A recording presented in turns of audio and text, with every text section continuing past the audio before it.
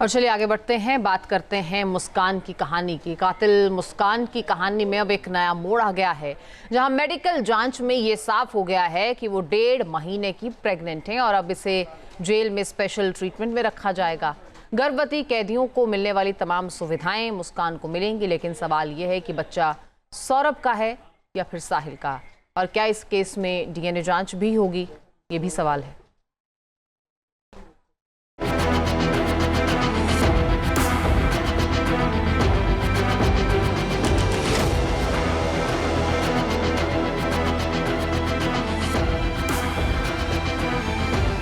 कातिल मुस्कान की कहानी में हर दिन नए नए पन्ने खुल रहे हैं। अपने बॉयफ्रेंड साहिल के साथ पति के टुकड़े टुकड़े करने वाली मुस्कान 50 दिन से प्रेग्नेंट है और अब उसे मेरठ जेल में गर्भवती महिला कैदी की तरह स्पेशल ट्रीटमेंट मिलेगा। उसका बैरक भी बदला जा रहा है। रूटीन मेडिकल चेकअप, गर्भवती महिला की तरह खाना और तमाम वो सुविधाएं मिलने वाली हैं जो जेल मैनुअल के तहत किसी भी गर्भवती कैदी को दी जाती है। मगर मुस्कान की कहानी में पेच फंस गया है कि बच्चा किसका है। क्या प्रेगनेंसी के बारे में मुस्कान और साहिल को पहले से पता था? क्या सौरभ को मुस्कान के प्रेग्नेंट होने की जानकारी थी? क्या मुस्कान का DNA टेस्ट भी हो सकता है? किसी सस्पेंस थ्रिलर फिल्म की तरह मुस्कान की कहानी घूम रही है। सौरभ के परिवार वाले साफ कर चुके हैं कि वो मुस्कान को कभी भी कबूल नहीं करेंगे। उन्होंने बच्चे का पता लगाने के लिए मुस्कान का DNA टेस्ट कराने की मांग उठाई है।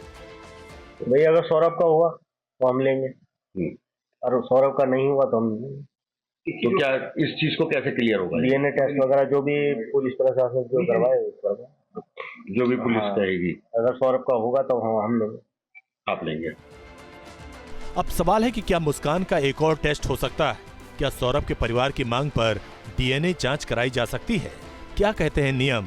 ये जानने के लिए हमने दिल्ली हाई कोर्ट के सीनियर वकील रमाकांत गौड़ से बात की और ये समझने की कोशिश की कि क्या परिवार वालों की अर्जी पर DNA टेस्ट संभव है। सौरभ के परिवार का इस संदर्भ में कोई बहुत बड़ा योगदान नहीं होगा। वो याचिका दायर कर सकते हैं, पर यहां एक मां किसका गर्भधारण करेगी और क्या वो DNA टेस्ट की अनुमति देगी और या नहीं देगी, ये एक बहुत महत्वपूर्ण विषय है जिस पर मुस्कान की हामी एक विशेष महत्व रखती है, क्योंकि ये एक फंडामेंटल राइट है किसी भी नागरिक का कि वो अपने संदर्भ में अपने शरीर का या किसी शरीर के अंग का परीक्षण के लिए किसी न्यायालय में हाँ भरे या ना भरे। यानी अब मुस्कान के इर्द गिर्द ही पूरी कहानी चलती रहेगी। कातिल साहिल का अंश उसकी पेट में पल रहा है या फिर सौरभ का? ये राज तभी सामने आ पाएगा जब मुस्कान खुद DNA टेस्ट के लिए तैयार होगी। उधर डॉक्टर कहते हैं कि DNA टेस्ट कराने की प्रक्रिया बहुत लंबी और जटिल होती है। महीनों तक रिपोर्ट का इंतजार करना पड़ता है। वो लैब्स के ऊपर डिपेंड करता है। जैसे दिल्ली में 2 सरकारी लैब्स हैं, उनमें रिजल्ट आने में कभी कभी महीनों लग जाते हैं कोई भी उसमें, लेकिन कभी कभी अगर डिपेंड करता है केस टू केस, वेरी करता है। अगर कोई केस में हमें जल्दी चाहिए तो कभी कभी थोड़ा सा जल्दी पॉसिबल है, लेकिन आप ये मान के चल लीजिए कम से कम 1 महीना रिजल्ट आने में लग जाता है। मुस्कान की एक बेटी भी है। सौरभ की हत्या से पहले मुस्कान का एक डांस वीडियो सामने आया था जिसमें सौरभ, मुस्कान और उसकी बच्ची डांस कर रही थी। तब तक सौरभ को नहीं पता था कि मुस्कान के अंदर कितना खूंखार कातिल छिपा हुआ है, और न ही मुस्कान को अपनी बेटी पर जरा भी तरस आया। और इसी वीडियो के बाद मुस्कान ने साहिल के साथ मिलकर नीले ड्रम वाला कांड किया था, और अब जब प्रेगनेंसी वाली रिपोर्ट सामने आई तो सौरभ मर्डर केस की थ्योरी घूम गई।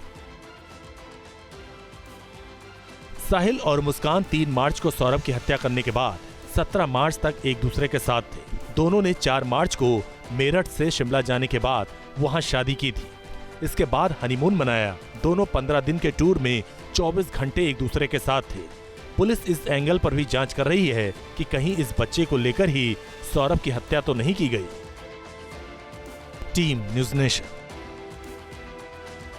न्यूज़ नेशन अब व्हाट्सएप पर खबरों के ताजा अपडेट के लिए न्यूज़ नेशन के इस QR कोड को स्कैन करें।